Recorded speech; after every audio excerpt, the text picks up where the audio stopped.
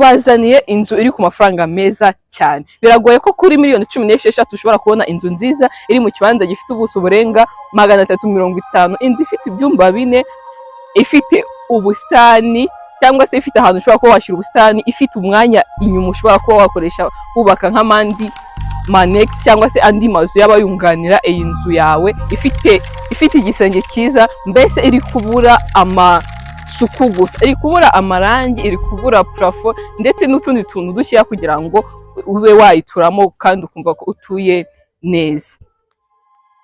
Muri kubona ko ni inzu nziza, ni inzu ikomeye. Ikindi kandi ifite ibyumba 5, twari twibeshyeho, ifite ibyumba 5, plafo irimo ni plafo isanzwe ndetse hasi ni igiheri, ikaba ikora ku mihanda 2, haba uwo hasi ndetse n'undi muhanda wo haruguru ku ivene ikurikiye. Muri kuvuga ko ni inzu nziza cyane iri ahantu heza, kuri izo miliyoni nizo zonyine urazana kugira ngo ube wabasha kuba watunga iyi nzu. Twandikiye kuri izo nimero. Ikindi kandi guturuka mu mujyi kugira ngo ugere hano hantu turi ukoresha moto y'amafaranga 700, ni ibirometero 3. Uri kumva ko ni ahantu hafi cyane. Irandikira uramutse ushaka iyi nzu. Ikindi kandi unadusuye ku mbuga zose dukoresha, aba TikTok, Instagram, YouTube, mbese social media zose dukoresha amazina Gisenyi. Komisiyoneri ba GC, let's build a better tomorrow with GC today.